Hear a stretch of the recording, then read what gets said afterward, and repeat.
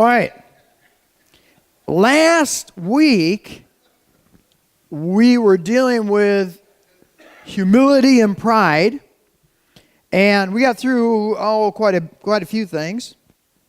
But obviously, we did not complete this area in Proverbs where it deals with humility versus pride. We looked at several things like pride. People who sometimes act like they're humble are actually operating out of sense of pride. And they're proud of their humility, if you will. And so, humility and pride. Pride is so sneaky. It's so all-pervading throughout all humanity, and every single one of us are at various levels of struggle with our pride. And you may say, Tom, what do you got to be proud of? You're ugly and you're dumb. You know, I mean, you could just look at a person and think, how can that person have any pride? Everybody, no matter how, and isn't that pride when people start judging how other people look at it? How can he have any pride? How can she have any pride? It's like, that's pride in you saying it, you know? It's just such a all-pervasive driving force in so many different sins that we commit. And a lot of times we'll operate out of pride and we don't even know that we're doing it until God reveals it to you, like he did to me this week. And I just think, this thing with pride, I mean, since the time I became a Christian, it's a humble thing. You have to humble yourself to become a Christian. From the time I became a Christian, I've been fighting this thing, pride. And I know how bad it is. I've studied it theologically, biblically, every which way. And it still rises up its ugly head from time to time. And I just even did a class on it last week. And this thing, pride. So, just when I think I'm very proud on how I've killed this thing of pride in me, it raises its ugly head again. Several times actually last week. I'm going to share with you the most recent one, yesterday. So, all right, how many of you have been to McDonald's and seen the new screens, the touch screen things, You guys like them? You like those screens? You like those touch screen thingies? Those great big tall things, You don't go to McDonald's that much, huh? Anybody here experienced them? You guys have? Young people, what do you think about them? They're cool, man. You like them?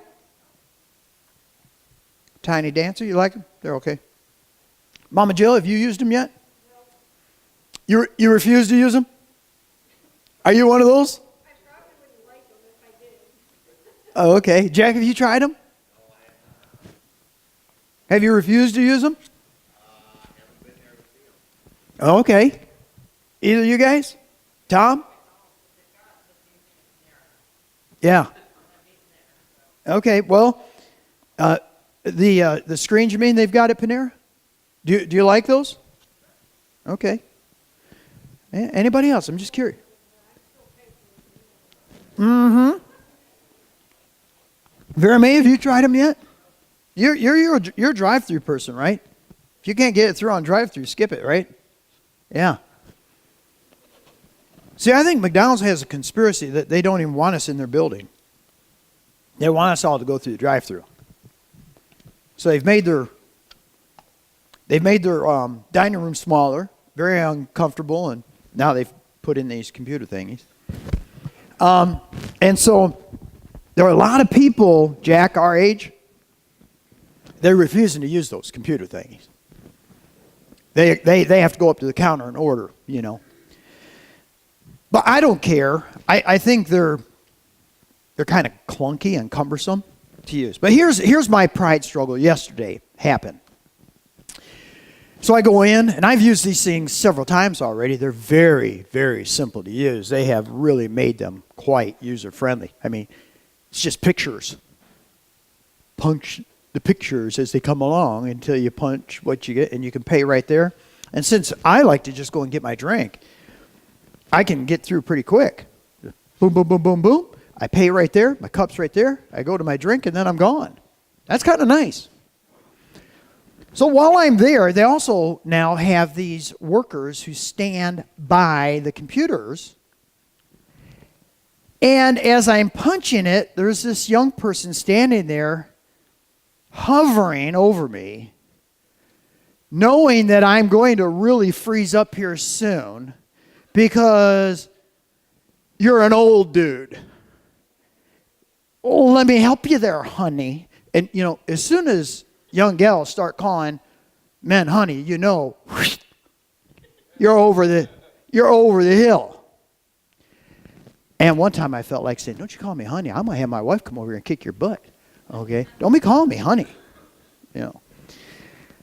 But I tell you, I still feel like I'm 16. And I mean that with absolute honesty. I'll run a race against any one of you. Or I'll climb any of you in a tree, young people included. I'll do anything that I did when I was 16. But the first thing that has really told me, Tom, you're becoming an old dude, is the way that young people treat you. And in our country, they don't have a whole lot of respect. They don't think you know anything about computers or technology. And I feel myself pretty well versed in technology. And I absolutely resent it to the point I just about said, hey, you want to leave me alone? I got this thing, And what is that? Pride. It's all about my pride. The fact of the matter is I am getting old. And maybe these guys are just being helpful and stuff. But what is it? It's nothing less than my pride. Right? Yeah, there you go. I like that. Yeah. It happened to me twice yesterday, actually, because I like to get my food at Wendy's, but I like my sweet tea at McDonald's. So at Wendy's, Tommy and I go through the line, and I don't get a drink because I want my drink over at McDonald's, but I don't say anything. So this young kid, after I'd gotten paid, he goes, he's loading food onto your tray, and then he goes, do you want a drink? I said, no thanks. He goes, that's okay, I won't ring it up. He thought like I was so senile or something, I forgot to order my drink, or I'm too poor. Poor old guy, you can't even afford a drink. And it's just, this is my latest of many pride struggles. And it is humbling as you get older, because things that you used to be able to do, you can't do as well. And I don't like it. But it's just pride. It's just pride, So just when you think you got it squished down here to pop up over here, and I think that as long as we're human beings, we're going to struggle with pride, okay? So many different ways that pride is seen, okay? And this is not my lesson. This isn't the one I wanted. Where's my pride lesson? Oh, great. I had so many good questions. This is the old one. That's not the one I wanted. Oh, great.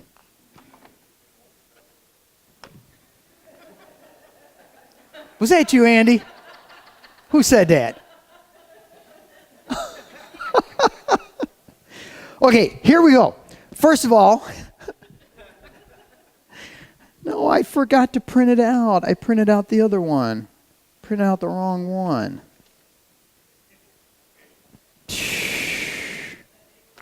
Shut up. All right, here's the deal. We got to do some scripture readings, and then I'm going to print out the right one. Can I just go around and ask people, Lori? Proverbs 13:7. Pete, 18:2. Linda, 18:11. Cheryl Crawford, 18:19. Other Cheryl, do you mind reading or no? I can't remember if you were a reader or not. 2014. And Tom McCarroll, 25:14. And if we'd start in that order, go ahead and read those scriptures out loud. I'll be right back. I'm going to print this off. All righty. So, right there we had several different displays of pride. I'm assuming you read them all. We're all done? Good. Okay. So, why do you think... Well, let me go back, and I want to cover humility again real quick, and then we'll go back to the pride thing. But humility is the opposite of pride in that humility is finding one's worth securely in God's unearned favor, and that we're at the point where we're not concerned about self-esteem at all. And you need to hear that one clearly, because it doesn't put self up or self down, but self is not a part of the equation. And so pride is this thing, whether it's high or low, is the obsession with one's own value. Okay? So God hates pride. We looked at this passage last week, Proverbs chapter 6, verses 16 through 19, using this style of Proverbs where it is 6, yes, even 7 things the Lord hates, or 6 things the Lord hates, 7 that are detestable to him. This literary style to draw emphasis on the things that God hates. And the first thing out of the gate has to do with pride. That word haughty eyes, the root word has to do with this idea of pride, this elevation, this obsession with self, with one's own value, and lifting one's self up higher than others. So the Old Testament and the New Testament show this connection of humility with the sovereignty of God and submission to His will. And who is our best perfect example of modeling and defining what it means to be humble than Jesus? He's the perfect example of being humble. He was not obsessed with his self-esteem and his position amongst other people, but rather he was more concerned with the sovereignty of God and submission to God's will. He's a perfect example. 1 Peter chapter 5, all of you, clothe yourselves with humility toward one another. And this is the key thing with humility. And the key thing with pride is your view amongst others and how you see yourself amongst others. So clothe yourselves with humility toward one another, because God opposes the proud, but shows favor to the humble. Humble yourselves, therefore, under God's mighty hand, that He may lift you up in due time. I have to add a caution to this passage, because there are those who would then see that humility ought to be pursued as a means to self-exaltation. Follow what I'm saying? That somehow through my sense of false humility, it is going to result in my self-exaltation. As a matter of fact, I think Jason and I had that kind of conversation last week in regards to Jesus' story about taking the back seat or the front seat, because it's a lot better to be invited to come up than to be taken back down. Whereas some could take that and not have humility at all, but I'm going to take the back seat with the hopes and the desire that I'm going to be called to the front. See how sneaky pride is. Pride just sneaks in all over the place. In many different ways. You know, I've always got to be right. I've always got to be seen in the eyes of others as being right. That's a huge pride issue. All this anger that people have on the roads so often has its foundation in pride. And interpersonal relational mess-ups has to do with pride. husband and wife relationships, so much trouble founded in pride. So many things. What keeps you from saying you're sorry when you realize you're wrong? Pride. So pride is seen in so many different ways. So we read those different Proverbs, and I want to ask you guys how you see, in what way is pride being displayed in these various passages. We started out with Lori over here in 13 and verse 7, right? One man pretends to be rich, yet has nothing. Another pretends to be poor, yet has great wealth. We talked about this a little bit last week. I think we finished in this area right here. How was this a display of pride? Whether you're rich or poor. One pretends to be rich, has nothing. Another pretends to be poor, yet has great wealth. Both of these are pride. And why are these displays of pride?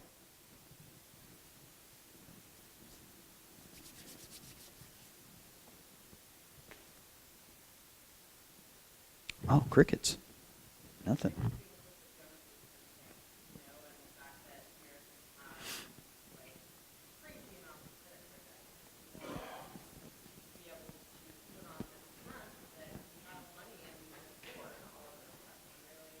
We don't. We're up to debt, up to our neck, right? So that would cover that first person. I pretend that I've got a ton of money. Why is that such a prideful thing? So he wants to live in debt.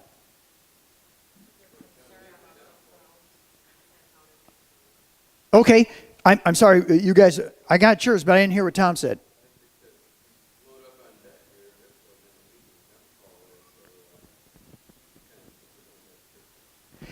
Yeah, exactly. And that's what it's saying. Eventually, it's going to lead to a downfall. But why? And I think you've captured why. The why. Why would a person be wanting to pretend that they're rich and go into such debt that eventually it's probably going to harm them? And you said,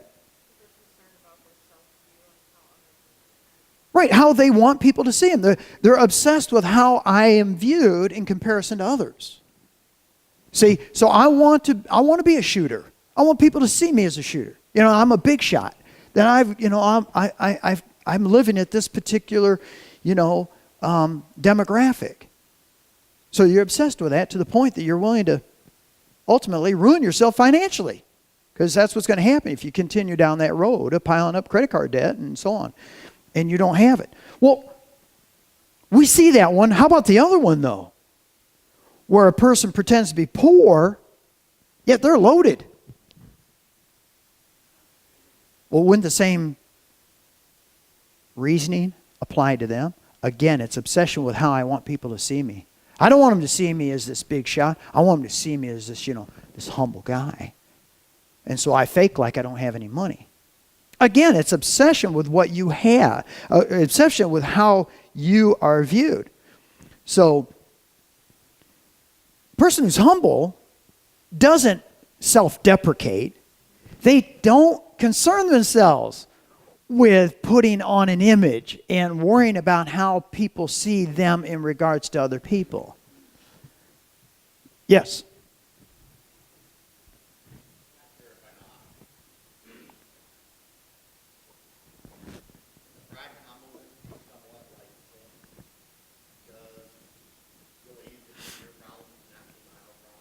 Mm-hmm.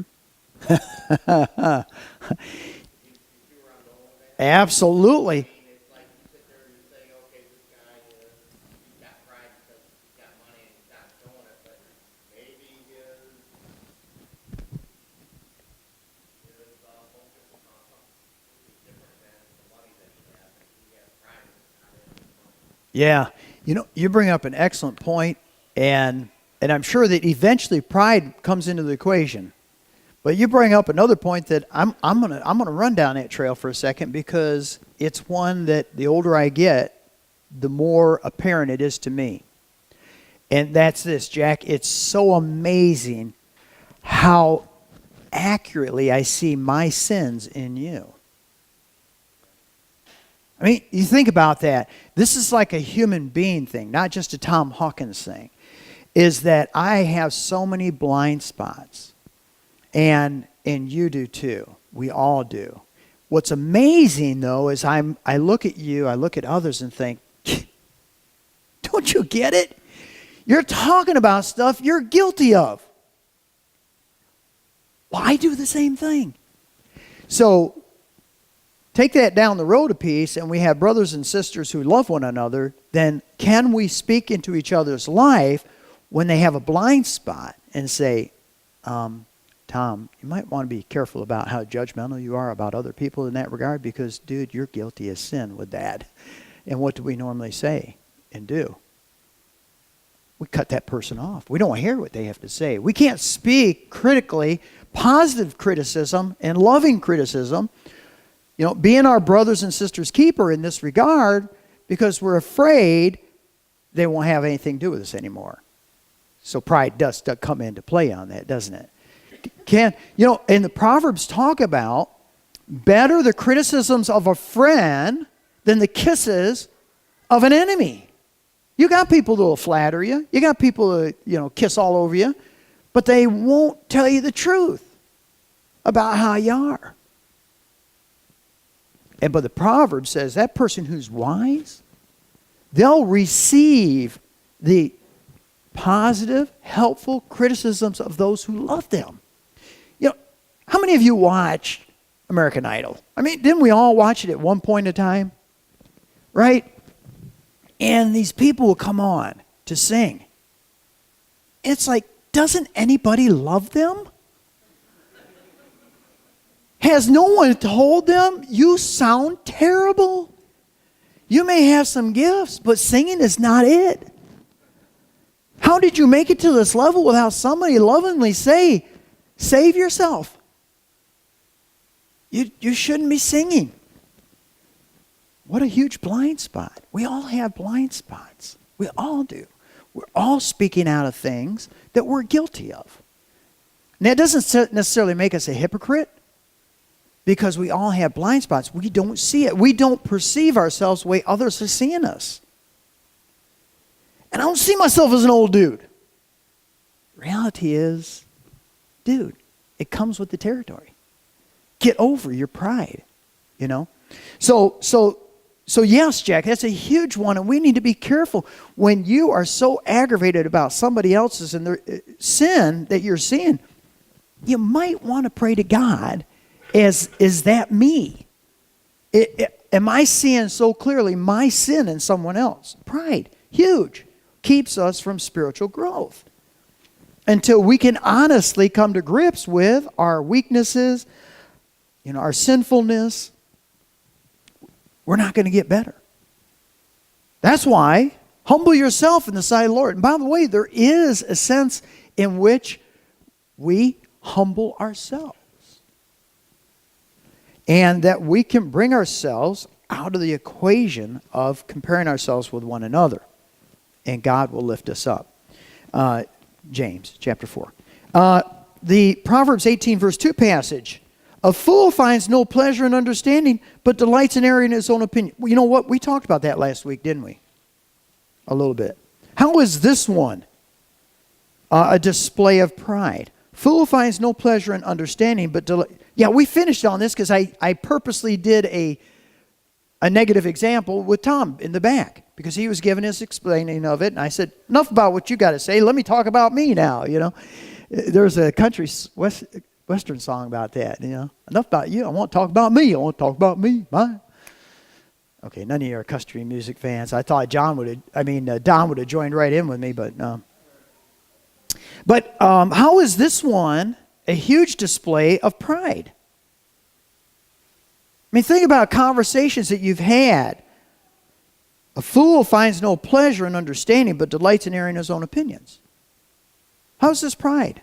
This is a simple one. It's very simple. This person already knows everything, and they don't want to learn anything from anybody, because everybody's wrong but them. That's right. And that was the negative example I was using with Tom. It's like squishing down him, because what I could have to say is more important. So my opinions, my thoughts, my ideas now are up here. His are down here. See? I'm elevating mine higher than anybody else's. Pride is a huge one with folks who don't listen. I have said over and over again, if you want to have many friends, learn this art of listening. What does listening do? Listening says to the person, the other person that you're having conversation with, what you have to say is important. I value it. That's what it's saying.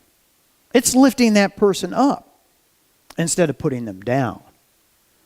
You're constantly interrupting, constantly speaking before listening. Proverbs 18:13, he who answers before listening, that's his folly and shame. And it's like, enough of what you have to say. I want to talk, What I have to say is more important. My thoughts are above yours. Pride. Huge display of pride. Huge display. But what a blessing those are who truly listen. Chapter 18, verse 11. The wealth of the rich is their fortified city. They imagine it an unscalable wall. Again, back to riches and pride in their wealth, as that makes them better than others. How is that perpetuated? I'll tell you how it's perpetuated in one way, is that we support it. We support it. We look at people with a lot of money different than regular people. We support that a lot. We give them greater honor. You go back to James chapter 2, and he talks about the person that comes into your assembly.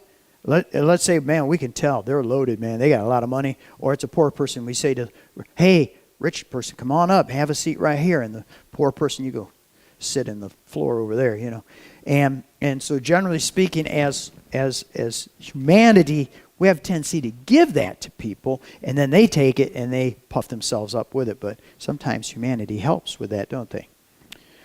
Chapter 8. Because why is it that you're lifting up the rich guy? Well, Are you lifting up the rich guy because maybe he's going to share later? there you go. I was just going to ask. Why is it that we're so, loving to rich folks? Is because we think maybe they might give us a little some of that, right? Isn't that it? Huh? Also, how about name droppers? So you don't even have to have the wealth. You just have to know the person who is. Right? And so, you can begin to name drop about who you know and who you spend time with. Pride. This is a huge one where we're all guilty of trying to lift ourselves up by somebody that we already associate. So we're not the ones who did the accomplishment, but I know them. Okay, you know that person, so you're higher now, see? Absolutely. 19, an offended brother is more unyielding than a fortified city, and disputes are like barred gates of a citadel. Now, this goes back to that issue of forgiveness I was talking about. No, I'm not wrong. I mean, like the barred gates of a citadel. I mean, this is how entrenched this pride of offense is, can be with people. And can you say, I'm sorry, Can you forgive? Huge, huge. Chapter 20 and verse 14. I forget who read that. And this is one. It's no good. It's no good, says the buyer. Then he goes off and boasts about his purchase. Okay? And how's this a display of pride?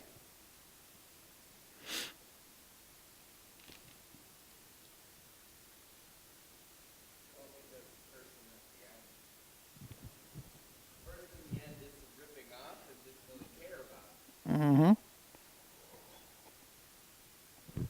Yeah. Basically boasting on, what he got away with here. And how he or she was able to outdeal this other person. And again, a sense of pride in regards to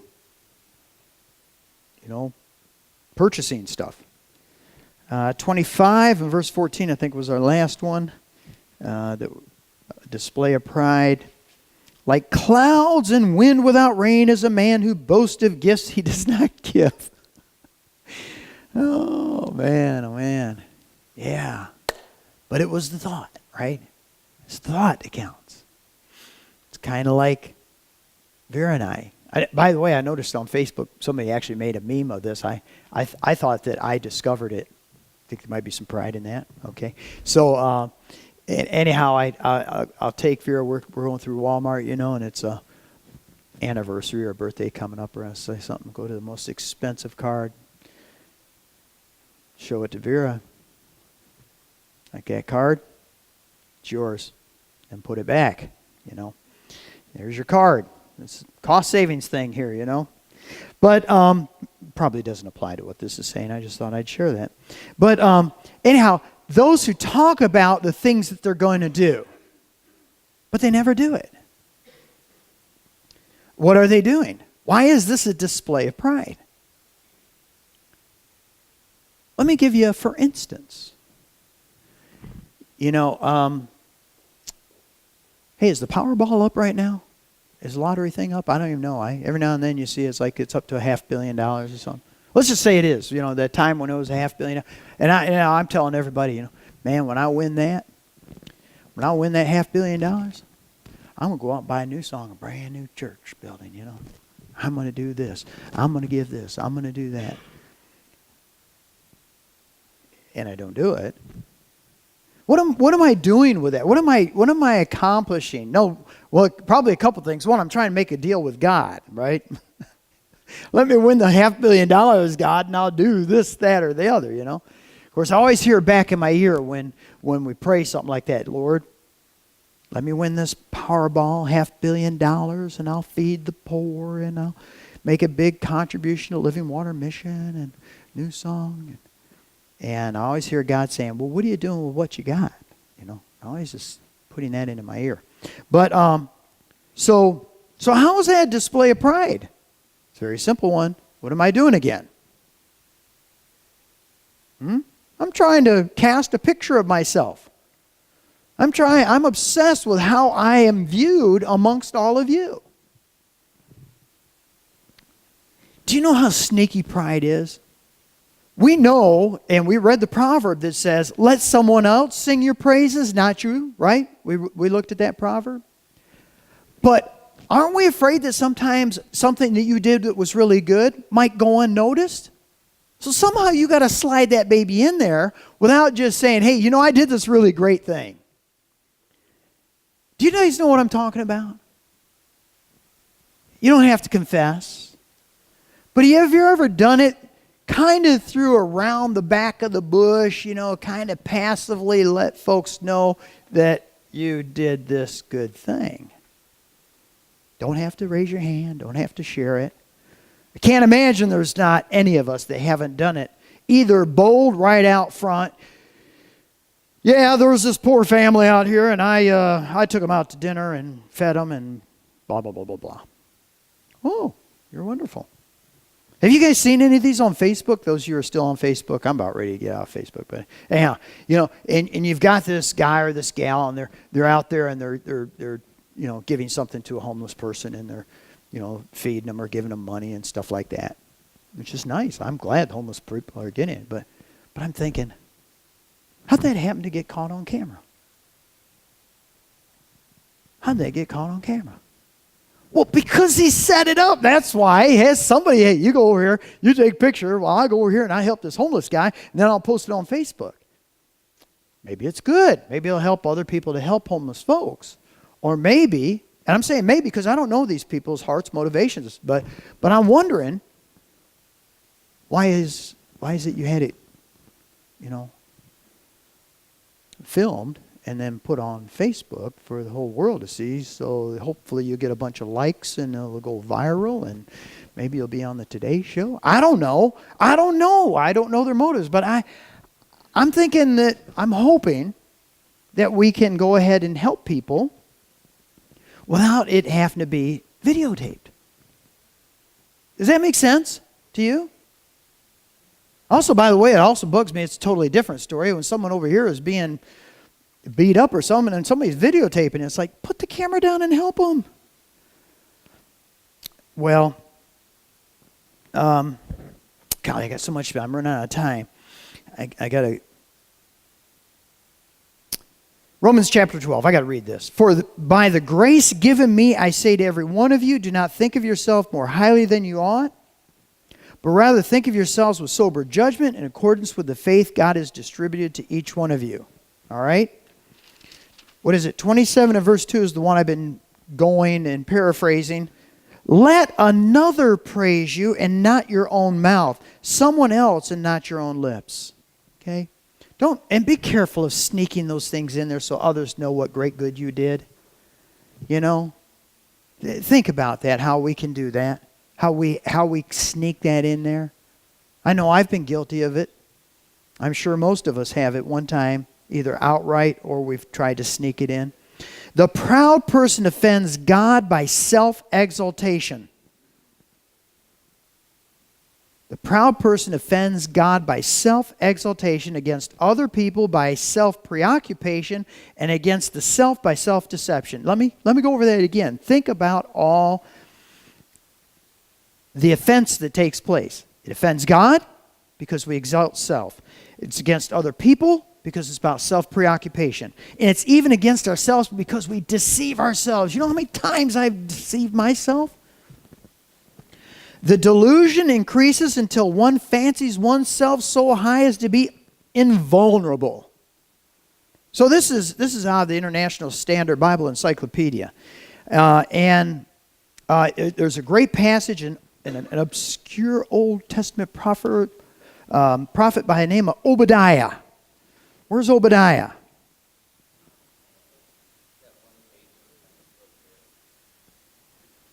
It's just before Jonah. And he's only got one chapter, so you don't cite a chapter, only the verses. The pride of your heart has deceived you. Though you soar like the eagle and make your nest among the stars, from there I will bring you down, declares the Lord. Obadiah 3 and 4. So the final question is, I just ran out of time, is how can you tell? How can you tell if you're wise in your own eyes? How can you tell if you are really struggling mightily with pride, and in what ways does it show? Let me finish with this last word from C.S. Lewis. True humility is not thinking less of yourself, it's thinking of yourself less. Did you guys catch that? True humility is not thinking less of yourself, it's thinking of yourself less. It's not putting yourself up, it's not putting yourself down. It's taking self out of the equation of our interpersonal dealings with ourself, our family, our community. So pray about it, that God will reveal it to you, but pray also He won't reveal it all to you at once. It may crush you. It will. I thank God He doesn't reveal it to me all at once. Absolutely crush me. Hey, thank you and God bless. See you next week with another. Hey, you know what? Next week I think we're going to do it. Proverbs 31 woman.